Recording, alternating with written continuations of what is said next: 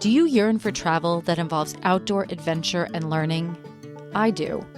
I also have a passion for all things farming and agriculture.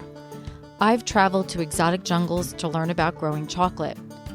I even once owned my own organic vegetable and sunflower farm. And now I'm planning my journey back to agriculture. Agritourism, defined as travel that involves some type of agricultural experience. Agritourism is all about entertaining.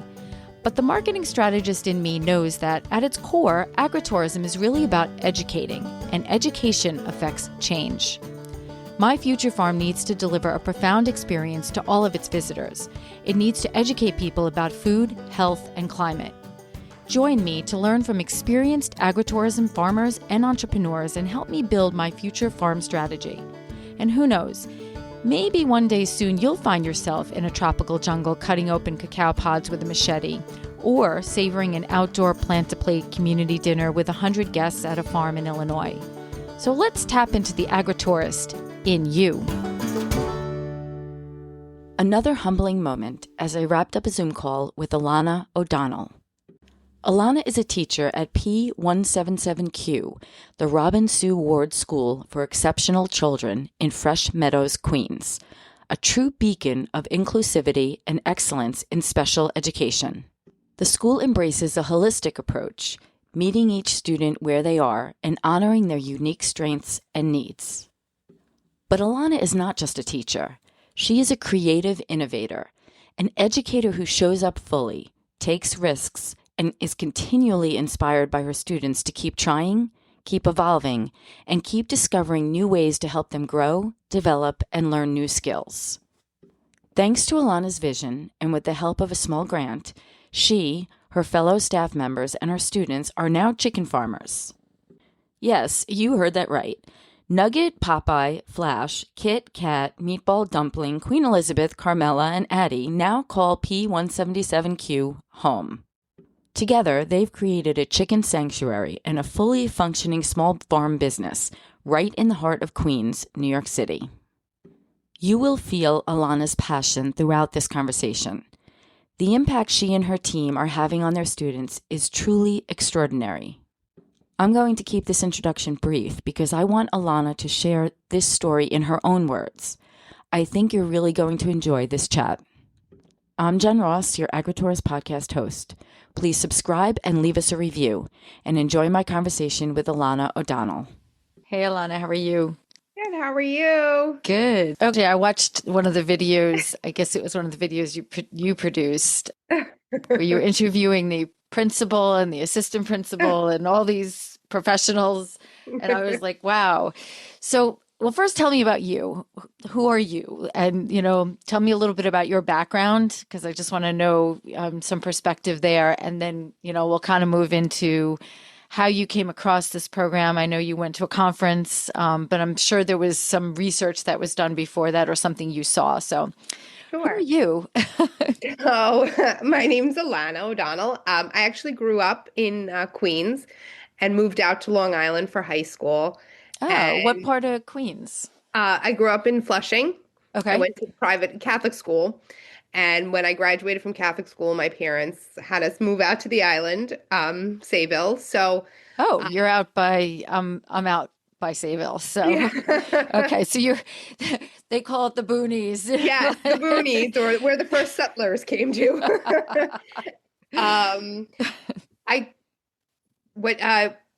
I started working in education at a young age. At 17, I began substitute paraprofessional with BOCES. That's where I found myself. My mom was the school nurse, and my dad was a New York City fireman. So I really kind of developed this idea of giving back to the community through them. They always wanted us to have a passion for something, but with having that passion, it was really about finding something we loved and doing good for the world kind of mentality. It's funny. I've been having a lot of those conversations with my kids. How did you receive that at that age? Because sometimes I see they understand it. They see me pursuing my passions, but they just don't always feel that they they grasp it in the way I'd love them to grasp it. It's really interesting living in the city. When I would be a spoiled brat, and there were many times, I can remember my mom or my dad taking us to St. Mary's Children's Hospital. And my mom worked there for a long time when we were young. And seeing these kids that had been left or were physically disabled, emotionally Wow. challenged. And my mom and dad would say, "You think you have it tough? Imagine." And we'd sit there and we'd play with these kids for hours. It was like nothing unusual for us. But I understood empathy at a very young age. And then there were times when my dad would drive us up to the South Bronx. And it was when the Bronx was burning, feeding kids on the street that were homeless or that didn't have, Yeah. the parent figure there. So I learned at a very young age that kindness and empathy were so important, and both of my parents would give you the shirt off their back to this day. And I hope that I exemplify that, as a woman in New York City now. I definitely think you are. So you went to BOCES, Yes. and so tell me a little bit more about what you studied there and kind of what was the next step from Oh, there. well, I actually worked at BOCES.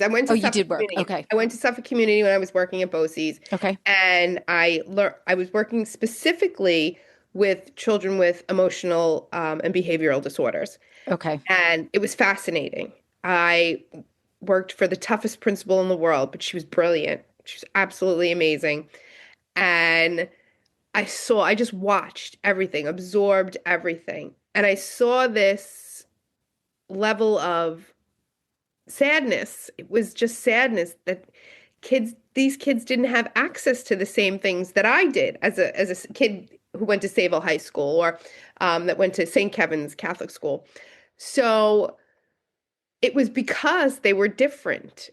They just learned differently and they needed to be loved differently.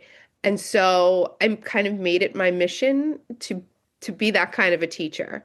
So when I graduated college, I started working for Head Start, and that was really where I saw poverty, understood racial dynamics differently, understood religious dynamics differently, and was lucky enough to go into these families' homes. And we started a little garden at school. It was Can you, for people who don't, I'm familiar with Head Start, but for people who are not familiar, can you just explain what Head Start is? Sure.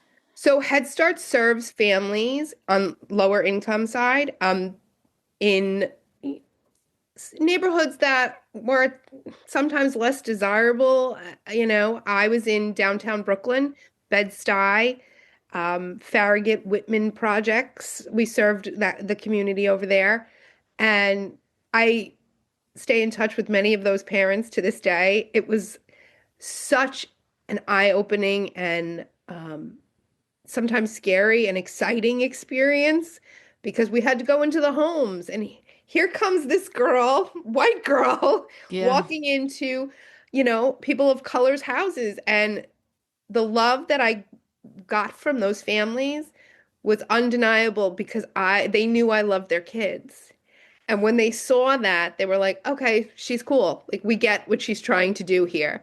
She's trying to make our kids love education and make our kids love school. And that was really my goal. There was never any judgment of how anyone lived or what they had and what they didn't have. It was about getting their children excited about school.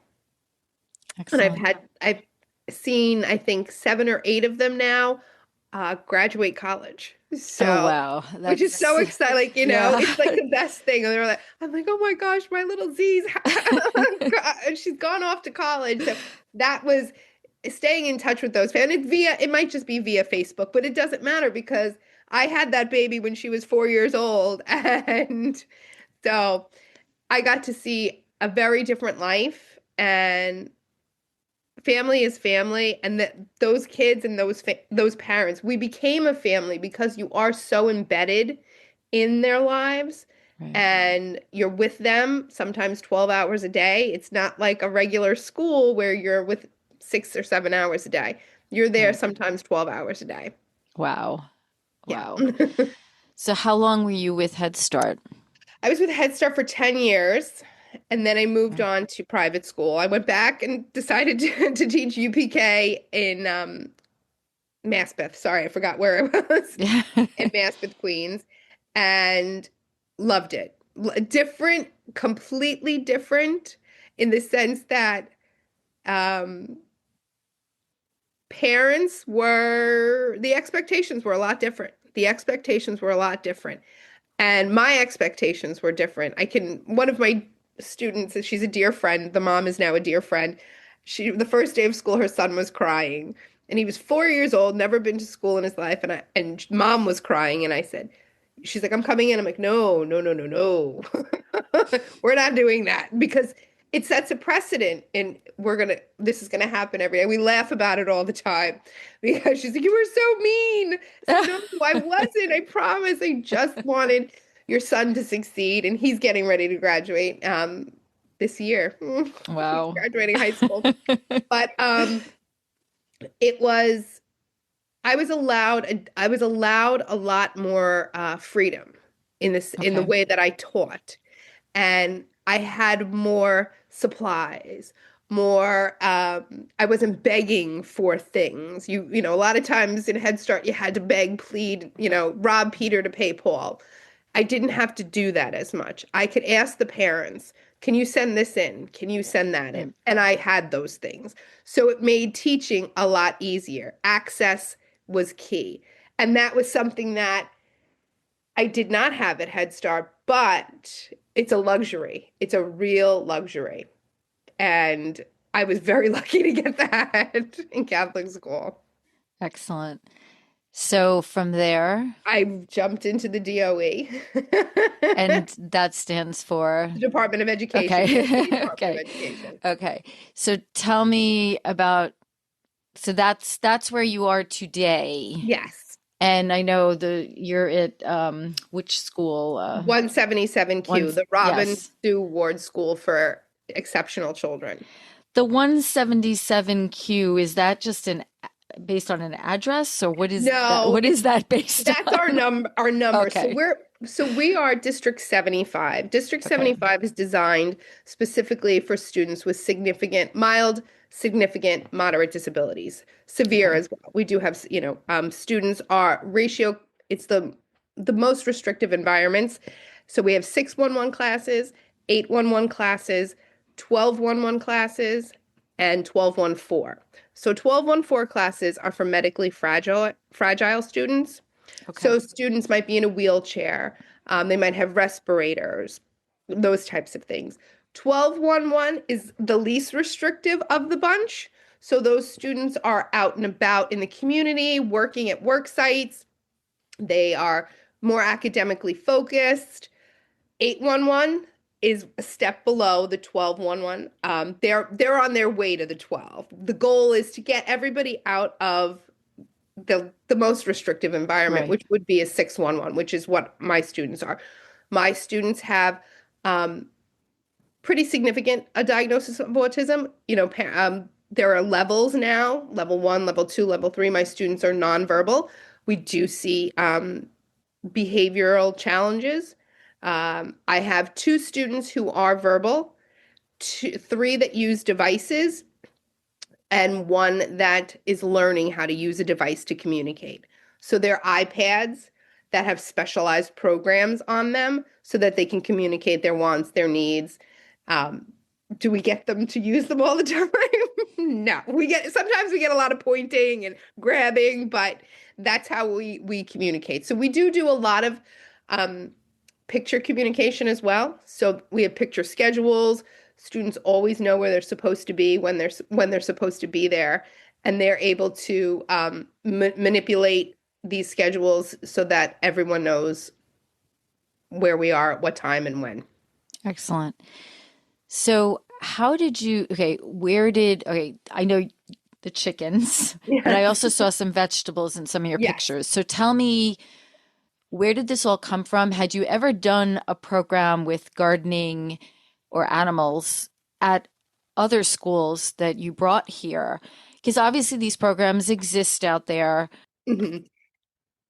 I can imagine that, especially in the New York City Department of Education, that there might have been some pushback. Like I just, I know in general in schools, there's just a lot of pushback on things because I work with some schools on gardening programs Mhm. and there's even pushback, Oh yeah. so give me kind of like what happened? Where did you find this? Like, was there an experience with this? And, let's move forward because I love what you're doing. I think it's wonderful. And I think all children should be experiencing this. Mhm. I agree. So before I came to 177, I was at 721K, which was in Brooklyn, and we had a garden there. We had a lovely garden there. Okay. And I worked in the garden. My first year there, my colleague Erin was, "You want a garden?" I'm like, "Sure." I know nothing about it, but let's make it happen. And that was my first real exposure to gardening. My mom is an avid gardener. She has a lovely flower garden, beautiful, can't grow a vegetable worth a dime. Like she can't do it. Flowers are And great. our neighbor in Sable across the street has the most incredible farm. And I say farm, I use that term loosely because I never want to insult a farmer. But the farm garden that she has, it's a spectacle. She's an inspiration to me. And so when I transferred over, I had a really tough group. I had a tough group of boys that was a lot of physical aggression, anger, behaviors that were just, I couldn't figure out how to manage. I was like, what am I doing wrong? So I just started researching stuff online. And I was familiar with this organization, New York Ag in the Classroom. I had done some work with them um, prior to going to 177, just with seeds and using some of their already done lesson plans. And I said to myself, like, all right, I think maybe we need to be outside. Maybe that's what it is. So I'm reading one of their newsletters one day, and they had a grant for $1,500 to raise chickens. And I remember just like, can I do that? Like, do my kids have what it takes to do that? Now, I've never raised a chicken. No one in my family has raised a chicken. And so I said, you know what? I'm going to research chickens. So I started researching the effect of animals on students with autism. And the results are like mind blowing. I mean, Really? horses, dogs, cats, like it's just like a natural response that these animals have this kind of empathy and towards humans, especially kids with disabilities. I don't know why, but they do. That's interesting. I mean, So, I've heard of the horses. There's a program around here locally called Palamine. mhm. So, Lisa, I've known her for many years, and I know they work with horses, but that's interesting. I didn't know it was all animals. I didn't Yeah. know the impact. Okay. Wow. It's, I've been trying to get into a horse program in Jamaica Bay for years. I'm on a wait list for 10 years. It's never going to happen because there's such a great, outcomes have been fantastic with kids and horses. So I would really like to get horses. I don't think that's going to happen. Step one, chickens. Yeah, chickens. Let's see how we do with this. So I remember I like to say this. At 721, where I was prior to this, they nurtured me. At 177, they empowered me. And when I went into my principal's office, I said, "Hey, Mr. Duffy, what do you think about us like trying to raise chickens?" And he looked at me and I thought, he's gonna think I'm nuts. It's my first year here. He's gonna be like, "You're crazy." And he's like, "You know what? Do it." And he said, "Whatever you need." Really? He said, "Write the grant." He said, "I'll write you." And he had to write a letter Really? of support. And I was like, "Okay." So, Did he have any initial questions that nope, really? nothing. So he just, okay. He blindly trusted me. And that in and of itself was like this empowerment, like, wow, he thinks I know what I'm doing. And he trusts me that much. So a couple of months later, I got the letter that we got the grant for $1,500. And I said, oh God, what am I going to do? And it was the end of the school year. So we go to school 12 months out of the year. And I had been ill, so I had surgery. So I didn't work that summer school. But I started like reaching out in social media to people like, hey, what do you know about raising chickens? I see you're a farmer. And a lot of it was like super generous with their time and their ideas.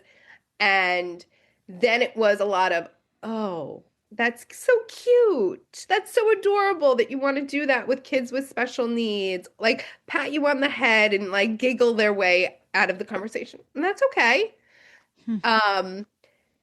So September rolled around and I got a new crop of kids and I got a new team of paras. And the first day of school, I'm like, so we're gonna be raising chickens. And they all looked at me like, what? Yeah, when you were interviewing some of them, I know some of them were like, I don't know about this. And my para Josephine, God bless her, she said, we were just talking about this recently. She's like, I remember thinking to myself, like, oh, new teacher, big ideas. Oh, yeah, okay. And then she's like, and then you really did it. And I was like, yeah. So, I took a ride out to Tractor Supply, was it Farming? No, not Farmingdale. Where is it? It's somewhere out east. Yeah. And my mom and I went, and we just walked around the store to like see, and then we started asking questions like, what would you need for like, oh, you need a brooder? What's a brooder? That's Right. for the babies when they come as babies. And oh, okay. And they can't be outside. What? Like, you don't want any electricity because what's the number one cause of death for chickens? I don't know. It's electrical fires. Oh God. Okay. So all of these little things, and God bless the staff at Tractor Supply. Let me tell you, they were amazing. And people online, like giving me, here's my email. Email me if you need help. And well, thank you so much. So we got a lot of help from strangers and Tractor Supply. 'Cause, Good. That's great. That's good to hear, though. yeah, That's, because it really is intimidating because you get this, you order them. We ordered ours. We didn't buy them at Tractor Supply, the chickens, because we use the hatchery that Tractor Supply uses, but we used Myers Hatchery. They're based out of Ohio.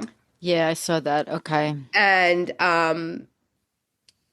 they shipped the eggs, the whole egg, and they cracked or they were day old. They were day old. This group was day old. Oh, wow. So they were the tiny little things in this box, and you could hear them. It was a Friday night after school. Thank goodness it was the Halloween dance because they called me at home, and I was like, "Oh my God, I'm on my way!" And we flew up. My boyfriend and I flew up to school, and I was like, What do we do?" Like, so we had already made our brooder. We had everything ready. One of the girls was going to take them home for the weekend, and she did that. We gave her all the supplies, and she brought them back on Monday. And it was like chaos throughout the building. The kids couldn't have been more excited. Like it was like hot gossip. We got to go see. We got the phone in the classroom. Can we come down? Okay, you guys can come at 1:20. They can come at 1:30. It was constant for weeks because we kept them inside. We got them I'll say October 31st. We kept them inside till the week of Christmas break. Okay. And my boys had to change the brooder every day. So we would take each chicken out, and it was terrifying because I mean, I'm just going to use this as an example, like an ornament. So I'd place it in their hand, I'd have them hold the chicken, and they were like, no, no, no. And the chicken wouldn't move. The baby would just sit there and as still as a mouse, just like that. Right. And then as the days went on, the chicken would be here with them. And then the chicken was Oh. up here. And then I could put the chicken up on their head. I can take a picture or on their shoulder. So you started to see like that tension that they carried here started to kind of like come down a little bit. And like What is that? Like what's happening? I think it was they were afraid of themselves, the boys. I think they feared that they might hurt them because they were so small and so fragile. And I think one, two of the boys in my class have dogs. So and it was funny because they were the most standoffish, which was stunning to me. One of the boys in my class, his family actually has a farm in Colombia. So they travel twice a year to Colombia. So he's been exposed to this. He wanted nothing to do with it. He was like, nope, don't you dare. But he was also, and I use this term, brave, the bravest of the lot, because he was like, oh, this is nothing. Like I hold, a cow, like, and his dad will send me pictures of him like wrangling a horse or, catching a fish on their private lake kind of thing. So, um, he kind of took on a role, this is Mateo, where he kind of was like, guys, this is easy. Just do it. He was the first one I could put the baby chick on the head, and he was just like, haha, this is so funny. And that you started to see one by one, the shoulders started to go. And they were like, okay. So the next thing we had to do was we had to build the coop. So this became our engineering lesson. And again, New York Ag in the Classroom has all these lessons written out for teachers already, which was tremendous. All I had to do was adapt it to fit my students' needs. So many of them had never used a wrench before. So we learned how to use a wrench. We learned how to use a hammer. We learned how to use a screwdriver. I learned how to use a wrench. That's great though. And there are several videos of me maybe throwing a wrench. I don't know. I'm sure somebody has it somewhere. And we built this coop, and it was small. We started off with seven. So seven survived the trip to school. Three Okay. did not. And we were able to kind of not say anything to the kids about it. Like we were able to kind of like, we need to deal with what we have right now before we start getting involved in death and dying, because death and dying is a huge part of this life cycle. And Yeah. all of our students not have issues, but might get confused by that topic at this point. So we were like, well, we'll talk about that when we get to that point. And we do get to that point. So the next step was to name them. So we had our first democratic election. Everybody in the school registered to vote. We were decorated red, white, and blue. We had about 40 contenders for names. A lot. And everything seemed to be food related, which was strange. I mean, we have Kit Kat, Nugget.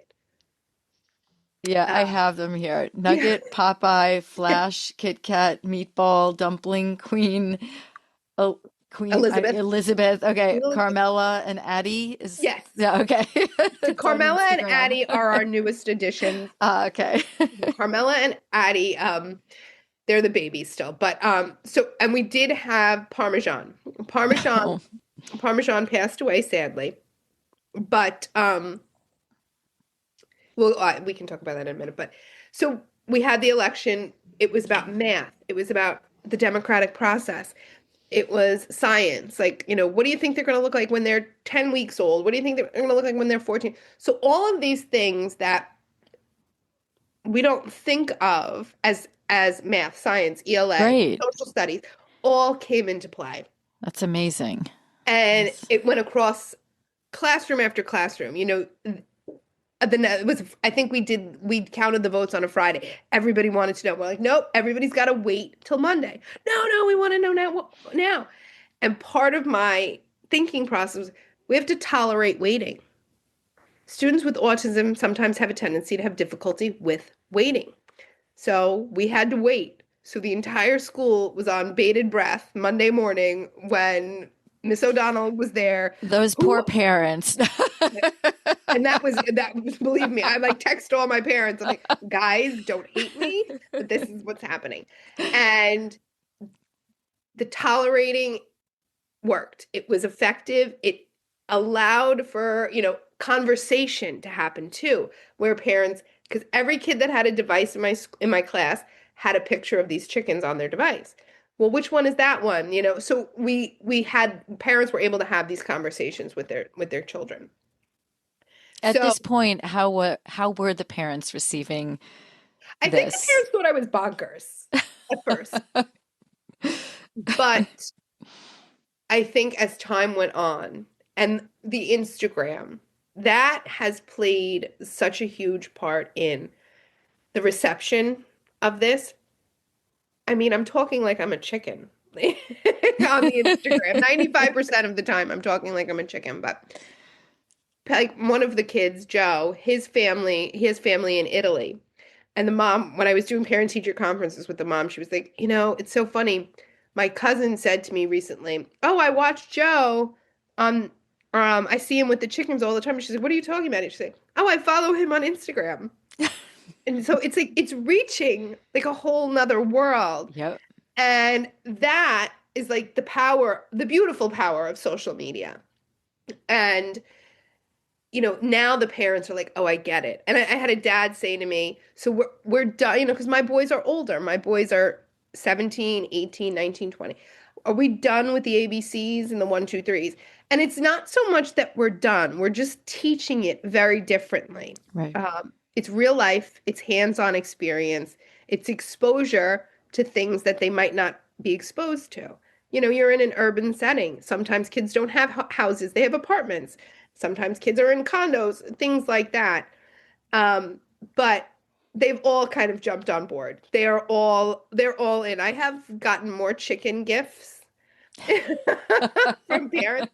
Here we go, crazy chicken lady, than imaginable. But it is something that, like, I knew that the farm part of it was going to come as the chickens got bigger and needed to be out running wild a little bit, because again, we didn't want any harm. We don't want any harm to come to the animals. We want to treat them with respect and Right. and dignity. We want them to have a life that, is not in a cage, because I've watched those horrible videos. Yeah. And Yeah. you can't help but want to be. And Right. believe me, we've had animal activists in school that have said to me, "It's cruel." I said, "I promise you, nothing. I will not allow anything horrible to happen. I will take care of them as best I can." So, your first Christmas break and the chickens are living outside and it's cold. We don't know. Like, I drove up to school every day on Christmas break, fed them, changed the water, made sure it didn't freeze, made sure there was enough hay and pine shavings Right. in it. And, I gave up quite a bit of my own personal time, which again, I knew I was going to have to do. And So yeah, so they're outside. What is it? It's obviously a fenced area. Like, is it in the middle of the school or is it on the outside of the, how does that like work? so the coop is actually, it's so we have our farm. Let's say our farm is here. Then there's a park, and then the school building. Oh So wow. Okay. we have quite a large space behind that. So we built the coop, moved it outside, and we were like, this is just too small for them. It's not, this isn't fair. So we Amazoned a chicken run, and it kept them in this larger space, a much Okay. larger space, so they could move around and we got tires, we put tires inside so they could climb. We got roosting bars so that they could climb, toys, all of that, so that they were constantly engaged and they weren't squished together. Then we said, well, let's take them into the garden and see what happens. One went over the fence, one went under the fence, Oh, running. jeez. So we were like, all right, we gotta figure this out because we wanted them to free range. We really, really did. Yeah. And then we started to notice that they were trainable, which didn't know that they were. So they follow us. So we would take the snacks and shake the bag, and they would like line up, and they would come out and they would walk behind me to the garden, and then I'd close the fence, and they had the entire garden to themselves. They had a little bit more meat on their bones, so it made it more difficult for them to sneak out, but we would watch them like, nope, nope, okay, we're good, we're good. And they now know their limits. Like they won't go Right. under the fence. They won't go over well, Camilla does go over the fence, but she goes over the fence and she goes right back into the coop. She just likes to see if we've left her grubbly worms and, and tuna fish. So she just flies up, flies over to the coop, and then she comes back. If it's there, okay. If it's not there, she's like, oh, well, I'll just wait for it. As they've gotten older, how old are they now? So we have our girls are about to be 3. Well, they'll be 3 next October. So, what is the life expectancy on 5 to chickens? 7 years. So 5 to 7 years. And our Carmela and Addie will be a year in April. Okay. And Um, as they've gotten older, how have they been with the kids? oh my gosh, it's like the greatest thing to watch. Um, the first time we let one of the boys walk them, and I'm gonna cry because it's still like my favorite memory. I was like, all right, buddy, I'm trusting you. You're gonna get the snacks. You're gonna be responsible to take the girls over. And he took them. And I just stood, I was probably 50, 60 feet away from him. And he shook the bag and he walked and he stopped and he looked and he was like, am I doing the right thing? And I'm like, I'm not saying anything. And then he got to the gate and he opened the gate and he shook the bag and they followed him right in and he threw out the seeds and he closed the gate, walked back, and we were screaming and we were crying because the level of responsibility for me as an adult to do that is tremendous. For him to do it, and we put it on Instagram, and his mom called. She was hysterical. She's like, "I can't believe my boy," and it were those moments that might seem fleeting to a parent of a typically developing child. They're so huge, Yeah. and I mean, one of my friends texted me. I watched it. I can't stop watching it. It's so beautiful because nobody is saying anything. There's no music, nothing. It's just him. And I zoom in and I'm like, oh my God, please, please don't let them fly away. In my head. And he did it. And that's when I knew. That was the moment that I think we all knew that this was going to be an extraordinary experience. And then a couple of days later, one died. Oh, and We how lost did Parmesan. okay, and what happened? Like It's what had happened with all that? well, it's awful. It was just after their year birthday, and my students and I were invited up to Ithaca to compete in a a competition called Grow New York. We created Oh, a yeah, we created a curriculum for farmers and anyone that works in the farm industry on how to hire and keep employees that are disabled on staff. So, wow. yeah. Okay. Yeah. So, we were invited to present it upstate. So we were driving upstate, and it was myself, my para, and my speech pathologist, and then in 3 other cars were 3 other parents and their children. And the phone rang, and it was my colleague who was out going to collect eggs, and she was like, "I think one of them is dead." And one of the kids is going, "He's dead. He's dead." And, oh God. Oh God. Oh, So she was so traumatized. She was like, "What do I do?" I'm like, "Get the kids out of the coop." I said, "Give me 2 seconds." So I called the school and I got the maintenance guys and I said, "Guys," I said, "this isn't how I want to do this, but I need you to get a dark colored garbage bag and a shovel and put Parmesan in it Yeah. and just leave it. I will address it when I get back. Um, and that's what we had to do. Like, because again, things happen, life happens. So this class, they were very upset. And we got a book about death and dying. That's And terrific. I mean that, that's how we yeah. explained it. And then um, it wasn't too long after that that was it before that? Something happened where one of us, I can't remember whose grandmother it was. My grandmother passed away at some point in all of this. And I had to, explain to my kids that I was going to be absent, that my grandmother, she had passed away. And some of the middle school verbal kids were like, is she with Parmesan? And I was like, absolutely. They're hanging out. Oh, They're somewhere in the atmosphere.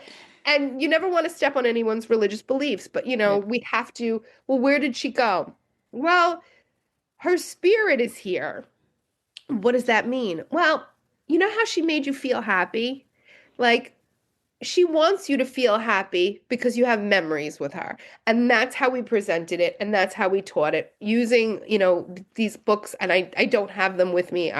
They're in my classroom, but um, some of these authors that took the time to write stuff about this because it is really important. It is a Yeah. conversation that at some point these parents have to have with their children. And we got to start it off with the chicken. And it's going to happen again.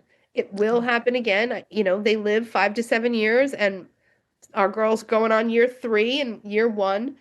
But um, it was hard. It was harder on the adults too, because what did we do wrong? Could we have done something? And when we got up to Ithaca with Ag in the classroom, I grabbed a bunch of these people and I said, guys, I'm like, we lost a chicken. And they were like, wait a minute, is this one of the chickens you started with? And I'm like, yeah, we just had their first birthday party. And they were like, um, that's a miracle in and of itself that they're alive. I was like, is it? They're like, oh yeah, they're like, chickens die all the time. And they, it's not to be insensitive, but they chucked it up to sudden, what is it? Sudden infant death syndrome. Am I saying that right? Yeah.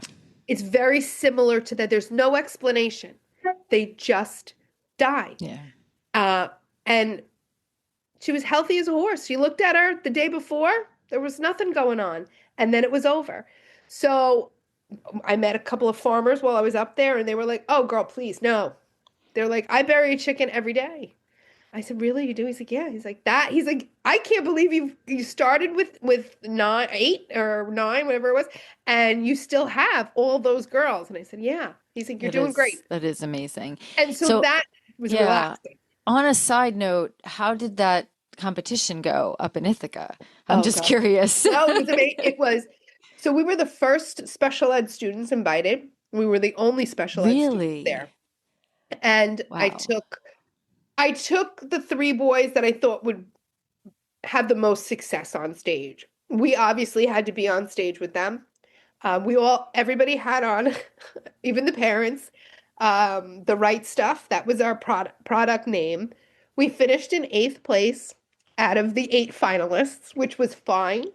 We were, we just want a seat at the table. Oh my God, That's that's all we want. amazing. A seat at the table is what they deserve. And so how we created this curriculum, it was really the kids. We started documenting like steps. So everything has a step. Step 1, open the door. Step 2, take out the broom. Step 3, get the dustbin. So things like that. And we started noticing that the boys were adding steps, adding things in that helped them. So we started adding these pictures to our tasks. And I was like, wow, like they could have a job at like let's say a poultry poultry factory where they're cleaning up the feathers after processing. And so why can't a boss have this signage displayed for a person who might not like to talk, who might not have the ability to speak, Right. but can view life through pictures? So we developed this, idea, and we just kept going and building and building. And we got on stage, and so it was a lot of kids from Jericho High School, which is they have an amazing agricultural program at Jericho High School. Oh, I didn't know that. Yeah, and a couple of kids from a high school in the Bronx, and we were waiting in the wings in the green room, and you have to be on stage for about 6 minutes, and that in and of itself, my parents, all the parents that were there with us were like, it's gonna fail. We're worried, we're concerned. I'm like, trust me, we will know. And these kids were on stage, and two of the boys were watching the TV, like, at my boys were like, okay, like you can see that they're interested, but they don't really know how to get the word, they can't get the words out. So these kids get off the stage and they're like high-fiving each other, and I was like, that's so cool, And one of my boys puts his hand up to like high five him. And the kids walk right past him. And I didn't say it loud. I simply said to him, I said, don't worry, buddy. I'm like, Isaiah, we'll get them on the way out. I can't because it just. Aw. And these three kids turned around and came back and put their hands out and high-fived them and were like, go get them, guys. You've got this. You've got this. And hugged them. Wow. So much to the point where I wrote a letter to their principal. And it was like, that's what these guys, my boys, needed. So they got on stage, used their devices. One of them was talking. We made a 70s inspired cheesy infomercial so that they didn't have to do as much speaking in front of people. Right, absolutely. And everybody, like one kid on the device, we've got the right stuff, hire us. This is how you do it, by doing this. And so there were all these little things that we tried to make it easier and alleviate that stress. And when you're standing on this stage and it's time for the questions and answers, and they're like, oh boy, here we go. This is where it gets. So on the devices, we have files with predetermined responses. And one of the girls, the judges, says to them, well, guys, what other animals would you think you could work with, or would you like to work with? And it's dead silence. And I'm like, oh God. And then Joseph gets on the device and he pushes flies, ha, ha, ha. And the room just like lost it. His parents are like, whoa, like jumping up and down. That's my boy. And it was funny. It was brilliant. It was like you again, that shoulder thing. And I did it because I was so nervous, dropped. And I was like, it doesn't matter, win or lose. We win. We win. We're here. Yeah. We had that. We took that moment, and it was just like they were, Ag in the classroom just like hugged us and like welcomed us in with no hesitation. And we go into the awards dinner, and it was hysterical because Isaiah, who's nonverbal and uses the device, when they called us up to present us with our plaque and our prize, this thing won $200. Hey, we won $200. Wow. Pizza party and chicken food,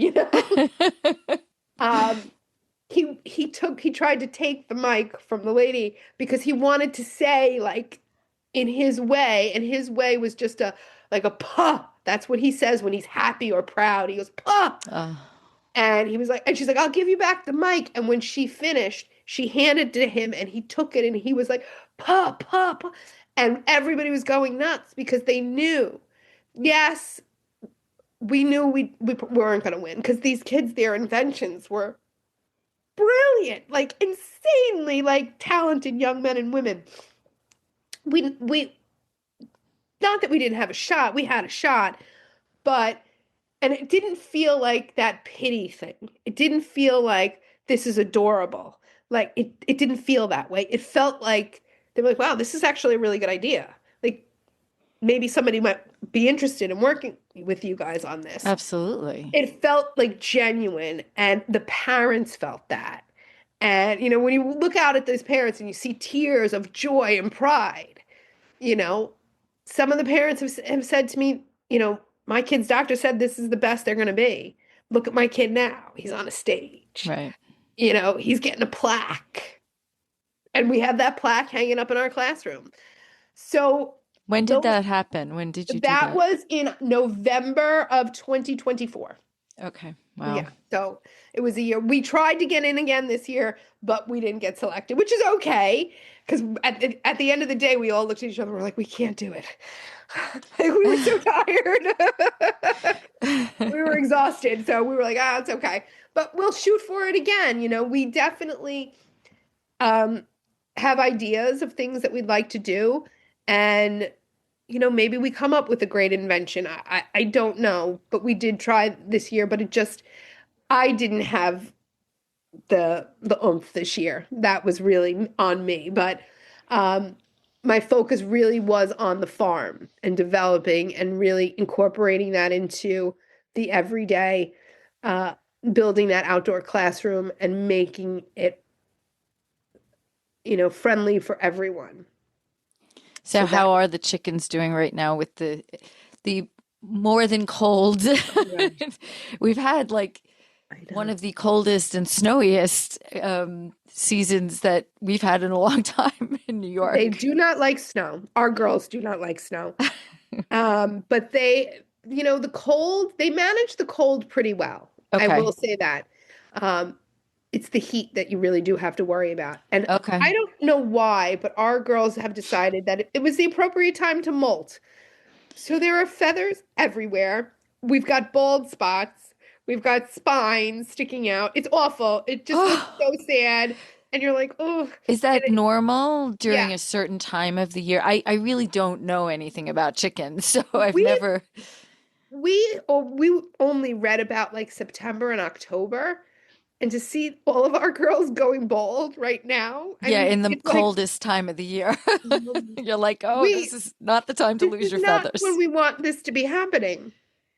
But they really like Kit Kat right now, she won't come out of the run. She'll stay inside. She doesn't want to go out because it can be painful when they molt. So Okay. she's been hanging out inside. The other girls, they're just feathers everywhere. When we walked in on Monday, it was like, oh, it looked like an explosion in a pillow factory. They were just feathers. So tell me about when you first started getting eggs. Like, and what are you doing with the eggs? Like, I know the woman who runs, I guess, the food, does she use, do you guys use it in the cafeteria? What are you doing with that? Because that's a whole So education in I itself. know. We with when Miss Margaret retired, she would give us scraps for the birds and we would give her eggs and if she would use them, in whatever she was making in the cafeteria. But we decided that we want to be self-sufficient, we want to be sustainable. So what we've done now is we have a little stamper and when we get our eggs, we sell them back to the school and the community for $5 a dozen. Oh, nice. So So you have a real business going we here. have a real business and we've not had to go to the principal and ask for any money for um any Wow. of So the you food. actually have like a true operation. Like Yes, what? it's a fully functioning business because then when we help in the spring and the summer we do farmers market once a week and we sell everything back to the school and the local community. So everything has a Wow. price. I didn't And know that. all that Okay. like that money, we don't get any like and if I'm at the supermarket and I see, oh, like cherry tomatoes are on sale, I'm gonna grab two bins of those and I'll bring them back and we'll reimburse ourselves like just for that kind of stuff. But for the most part, like it has become it, in the beginning it was hard because I would have to pay first and then school would write me a check Yeah. and that might take 3 weeks and you're like, oh my God, how am Yeah. I gonna paycheck to paycheck, because it's an expensive hobby. Chickens are an expensive hobby if you're gonna be a chicken enthusiast. um and they do in the wintertime, they don't produce as many eggs because they're using all their energy to stay warm Right. and molt and all of that stuff. And as they age, the production level starts to decrease. That's another thing. Yeah. So we're starting to see uh, we get a dozen a week in the winter. So the list is about 7 pages long, and we'll call you and tell you when your eggs are ready, and you come down and you pick them up. And our our little stamp says Chicks in the City, PS 177Q. Love it. I absolutely love that. And yeah, it's a little play on Sex in the City. I was like, I'm so smart, I'm so brilliant. Look at the title of this project. I love it. And like, that has been really like everybody wants the eggs. Everybody is like, well, put me back on the list. No, you got to put yourself back on the list, guys. Like that's the point of this whole thing. Um, and when we do a cooking project, because we cook every Friday in our class, when Okay. we do a cooking project, we use the eggs ourselves. So, what did we did pumpkin bread. We used a pumpkin from that we grew, and we pureed it, and we sold the pumpkin bread we made. So again, that fed into, okay, so now we're in a place where, we can breathe. Like we don't have to worry about, because it does get tough in the winter when you don't have, you know, All the uh, produce and all the the eggs produce and and all that. yes, yep. So, because they'll eat just about anything. And it's funny, chickens know, they do know what they can eat. They will naturally just walk away from it. So Right. we learned that. They do, like I said, they are very, very expensive. Yeah.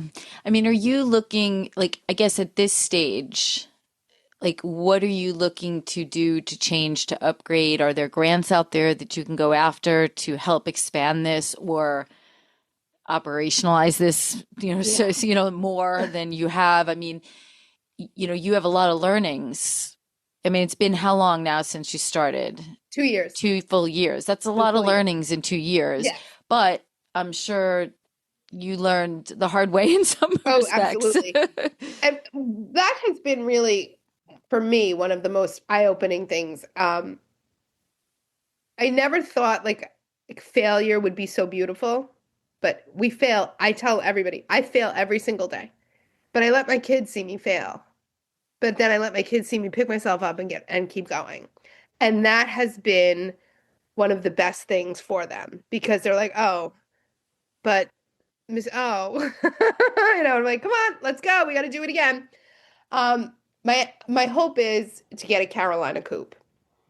Okay.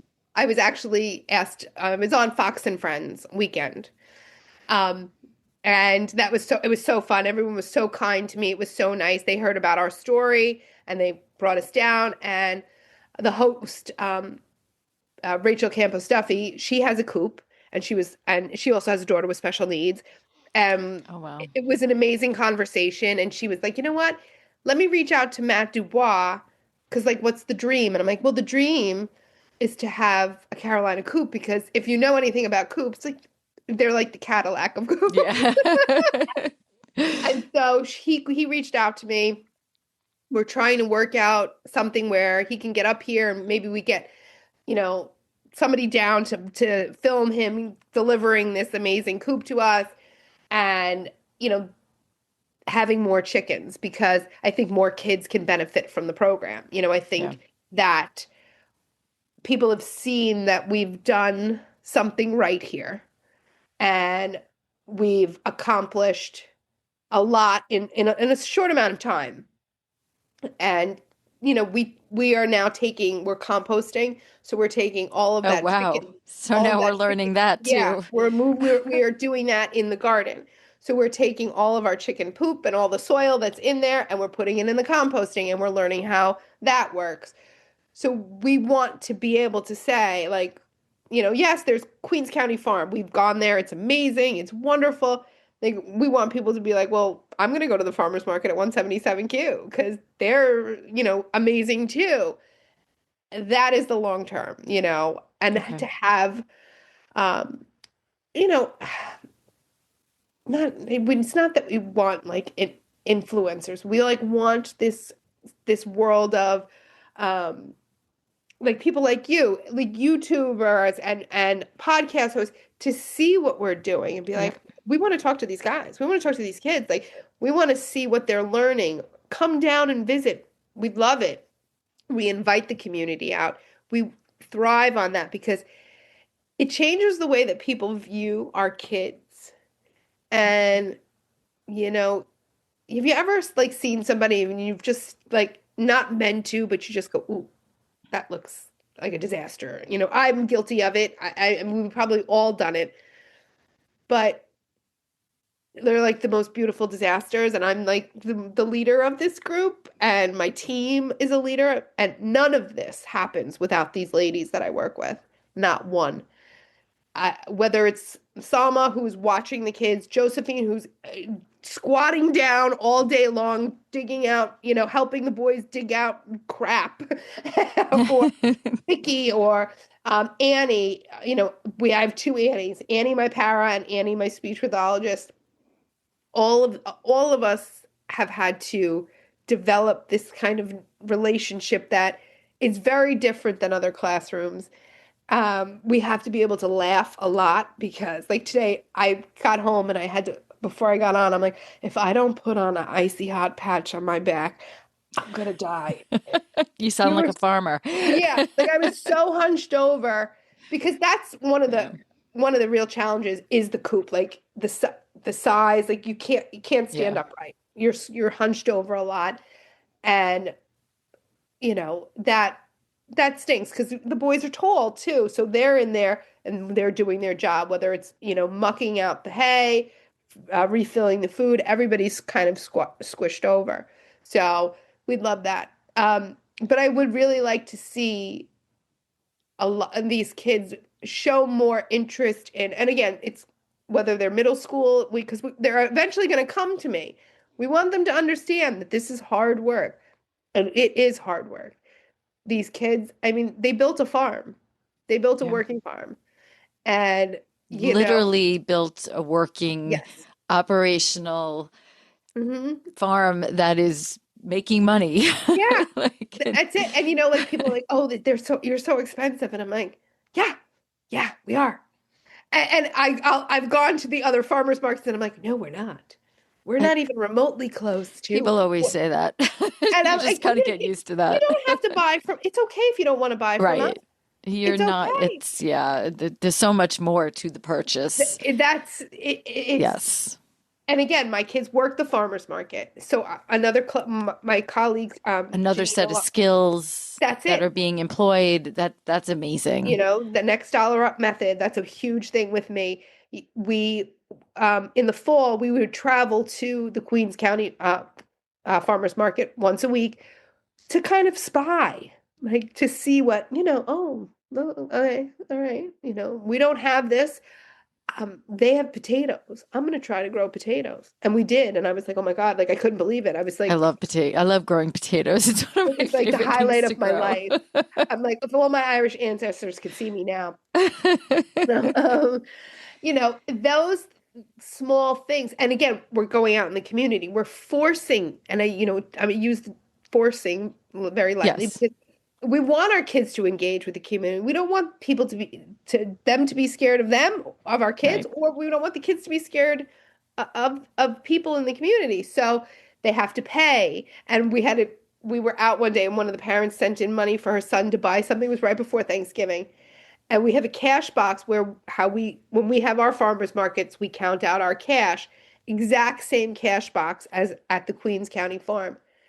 And here goes Isaiah. He tries to put the money in the cash box for the guy working the farmer's market. And he's like, oh no. I'm like, oh no, he's not trying to steal. He's just trying to put the cash in there for you.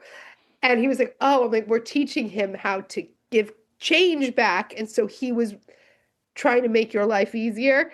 And that, again, not a big step for many, but for us, it was a huge step because he remembered and he used that information to communicate in a way which wasn't received the Yeah. way we wanted it to, but it was received. And then he understood. He was like, oh, I'm sorry, buddy. Here's your change. And so those little things are Yep. are so important. Are you getting contacted by other schools now? Oh yeah. I was going to say, I'm sure. And what are your messages to them? Because obviously this is not an easy Yeah. undertaking. Um, It's a big commitment. yeah. I've hosted two professional developments at school, with ag in the classroom because they've now opened an urban component, which we're super excited Oh, about. yes, that's terrific. Yeah, and I've had, I think, 30 teachers come through in the two Wow. PDs, and the first thing I say to them is, it's backbreaking. It's exhausting. You're going to give up more time. So if you don't want to give up your spring break, don't do this. This is not for you. And you have to have a solid team. And it's not just about the kids because I recognize that like I went up there 4 times over the Christmas break, and Josephine, my para, went up 4 times for the Christmas break. That doesn't go unnoticed by me. And it might not always be seen by everybody else, and they might say, "Well, why are you doing that for her? Why?" Because Right. Josephine loves the chickens, and she's not going to let anything happen to them either. So you really have to emphasize the amount of work that, especially that first year. That first year, like, I was going up Saturdays and Sundays. I don't do that anymore because I know that they're okay. Right. We have a camera. The gates are Oh, yep. locked, and a couple of schools have gotten the chickens as they're like almost ready to lay. They don't get them as babies. And I think part of this is getting them as their babies and being able to experience that. And it might work for other schools that they Right. are grown. And I appreciate that. But for us, we want from death to what is it? Death do us part? Like it's going to be that way for us. Um, I would really love to see more schools doing it. It is not for you have to have the space. And I am so lucky that I have the space. I am lucky that I have the administrative team that I do that are interested and excited. And, we've kind of become like, I think, um, you know, there's so many great programs in our school. We have like a supermarket in our school. We have a bake shop. We have a Oh, culinary wow. department. It really is amazing. And I kind of everybody wants to see the chickens. And, I'm like, oh, God. But at the same time, I'm like, yeah, my boys did this. My guys did this. And that's what I call them, my guys. I mean, my guys built this. I'm absolutely, if you need me to be the face and stand on the corner of 42nd Street in Manhattan and scream about chickens, I'll do it. If it's going to get the boys the recognition that they're entitled to and that they deserve, and that maybe a job down the Right. road. Right. Um, that's what's important to me. And I've been so lucky that this just turned out the way that it has. And again, like I said, failing is totally an option, but you just keep going. We picked ourselves up, and there are days when I'm like, well, I don't want to go out. And the boys are like, I don't want to go out. But they're animals, we have to. The So the responsibility. Yep. responsibility. And we're lucky that we've started to see an increase in the amount of people that are interested in feeding the chickens and collecting the eggs for us. So on Thursdays, we have another class. We don't have to go out. They go and do it for us. And we're That's like, nice. Wow, great. your delegation too. I know. And part of that was on me because I had to let go a little bit. And I was like, ooh, I can see myself getting crazy and being like, you're not doing it right. Like, oh, I don't want to be like that. I want people to be excited. And you start to see it a little bit.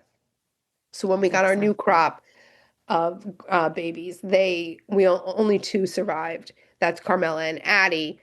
And again, we were able to they were deceased on arrival. We were able Oh. to kind of, skip over that. Ugh. But we had the same election. Like we did, we brought that civics back into it, and um, we started to push the farm harder as well. Like now everybody get out there, and we started to see more people coming out and sitting at the farm, and oh wow, you've got figs. Yeah, I've got 3 fig trees. We've got 4 columnar apple trees. What do you need? Every kind of How tomato. big is the farm itself? It's It sounds pretty big. big. I mean, I couldn't give you the exact dimensions, but it's pretty big. I mean, we've grown. I think we did 1,500 pounds of food last year. Wow. Yeah, we I did about 50, didn't yeah, realize it was that yeah. big. We Wow. did about 1,500 pounds. The goal Okay. this year is to do 3,000. Do you have pictures of the actual farm on Instagram? I Yes, have you to can look find you back. can see Okay. all of it. Yeah, we Okay. actually somebody reached out to us and they were like, "Can we see this and that?" I'm like, "Oh yeah." I'm scrolling through thousands of pictures. I'm like, "Here you Yeah. go." Like that's been that has been for me one of I think the highlight too this year was how successful this go around was. Because last summer we planted and we did well. We did about 600 pounds of food. This year it was like, You more oh than my, doubled. it Wow. was it That's was phenomenal. wow. And it's not without its issues. We had somebody came in and took all the figs off the tree, and that was a huge bummer because we wanted to not lock the farm, and we have to Yeah. lock the farm now. And Yeah. but maybe they really needed the food, and that's okay. Um, we learned that chickens can't eat green tomatoes. We didn't know that, and so we were like, "Oh my God, there's green tomatoes! We got to pick them up!" Yeah. Get them off the floor. And it was fascinating. I mean, we had eggplant growing until November. So that was just mind blowing. So we started planning yesterday what we're going to plant this year. And we actually did a pumpkin smash this year, which was so much fun. So anybody who had a pumpkin at home, we asked them not to throw that out, to bring it to school. And everybody brought them and we just threw them on the farm and just like let them crash and break. So we're hoping that we have seeds all over Oh, the wow. place. Yes. Okay. Yeah. That's very good. Yeah, and the chickens ate almost all the pumpkin. So, which was wonderful. Today we were out there, we were like, "Oh, there's still pumpkin out here." Oh well. But so yeah, we start planning early. We're gonna try doing everything in-house. We did have to buy some starters last year, but we are gonna try this year. We got some seed with the little lights. I can't think of what they're called. Uh, but we're going to do a lot of stuff inside and we're going to do potatoes inside as well. So we don't Okay. have to worry about anything digging them up. But our garlic is already in the ground. The garlic has been Yep. in the ground since, I want to say, Usually October, November. yeah, Yeah, depending on October. the weather. Yep. We Yep. couldn't, we didn't grow enough garlic last year. Yeah, well, you never We grow didn't, enough garlic.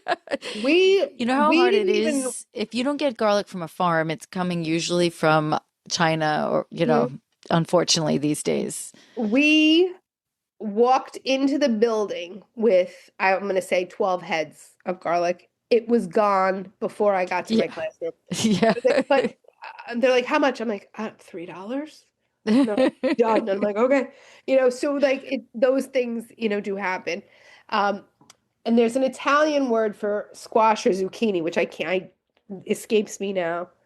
And we, Gagoots. yeah, yes, The yes, long snake, yes. it's snake squash, yeah. And It's um, spelled Cucuzza. we had one of my colleagues, Gaguzza. her dad is an Italian guy that sent in starters for us. He was like, I'm going to give you guys this. And we're like, great. And he would call his daughter on Thursdays and be like, what do they got going? They have the gazoots or whatever. And we'd always send home one for him because he Yep. helped us out, and that's all of the things that we're doing. And again, these relationships that we're building, we're starting officially our own little podcast. It's going to be I 15 love minutes it. That's where we talk great. to other gardeners, and we'd love for you to Yep. come on and and engage with the community. And we just asked him to be a guest on the show, and his Excellent. daughter's like he's overjoyed. He's 85 years old and he can't wait. That's terrific. So, It's and then again, it terrific. exposes our kids to different kinds of Yep. people, and they might have a grandma or grandpa, and so things like that. It's it's those little moments too where you are so grateful for the community that you have. And as someone, typically developing, and we all have our own issues, but like um the support from my friends and my family has been incredible. My Yeah. Uncle Tommy is like constantly on Instagram, like, this is amazing. You guys are so great. It's just the sweetest thing in the world. And my mom's like, I can't download Instagram. I'm like, all right, I'll just send you the video. And my dad is like, I don't get it. What's going on? Like, what? So, But you definitely, your principal must be so amazingly proud. All of this takes leadership and innovativeness and someone who's going to do it, yeah, who's actually going to put themselves out there and lead these efforts. So I commend you for thank you. taking this on and sustaining this and growing this. And, who knows where it'll be a year from now. Yeah. That's it. Like, the dream, like we were joking, like we're gonna have 40 chickens, we're gonna do all this stuff. Somebody's gonna see us and they're gonna be like, we're gonna give you a plot of land, and we're, like all of those things. We're like, You never know what I might mean, happen, what might manifest out of this, but the far-reaching impact of what you're doing for the kids, for their parents, for the teachers around you, other schools, like just it is pretty impactful, and you should feel so proud. Like I was I'm just so proud. moved by everything you're doing. So Thank you. I'm so lucky. Like, and I know that. I've got amazing students. Where I landed couldn't have been a better place for me. I'm happy, I'm healthy, I'm engaged. I've got the support of, like I said, my admin, but the ladies and the gentlemen that I work with, I'm sure half of them are scratching their heads like, what is wrong with her? What is she doing now? that's a What is good she thing, got? though. Yeah. And again, like my immediate team, it does not work without them. It doesn't. And the district 75, they were like, okay, if she's gonna do this, go ahead, let's see what happens. And we've done really well. And to get to see other people, we like to joke, we're like, we're the originals, we're the OGs. Yeah. And when we see other, like, we follow other schools that got chickens after us, we're like, hi, follow the OGs, not them.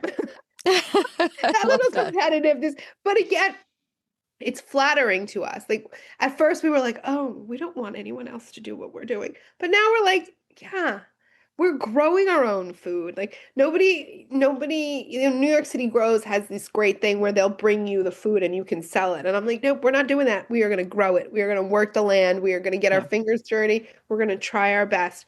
And we have the space to do it. That's a luxury Yeah. that so many schools don't. Absolutely. Yeah, no, that And sounds amazing. yeah, it's been a real treat. It's been a real treat. Exhausting sometimes.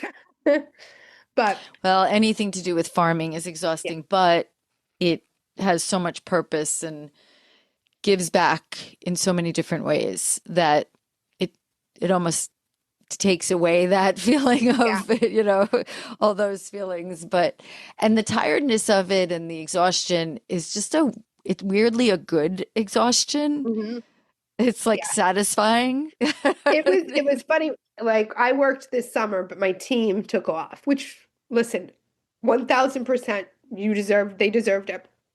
And on that last day of summer school, I was like, nobody talk to me. Get out my way. And people stepped up and said, we have 3 weeks off. You're not coming in. I'm going to do this day. So and so is going to do this day. And they had a schedule.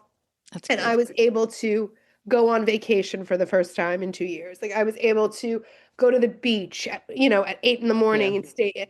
And it was like, okay, that made it, worth it. And I ended up going like Labor Day to feed them and stuff. But it was fine. Like, I was like, I trust these people. I know they know what they're Yeah. doing. And that was a huge relief. Um, so that's what I hope to do again this year. Good. Well, I'm sure you have a process going. Thank you so much for taking the time. Thank you And so much, Jennifer. It was so nice meeting with you. And I mean, I appreciate the support and putting us out there. It means the world to us. It really means the world to my staff too. okay. Like, it's recognition just for them too. They're really, Absolutely. you know. Absolutely. Yeah, no, I'll definitely keep watching on Instagram Please do. Tell your and friends. and I All right, definitely will. I'll be in touch with Okay. you this week. All right. Have a Thanks good so night, much. hon. Bye-bye. Bye.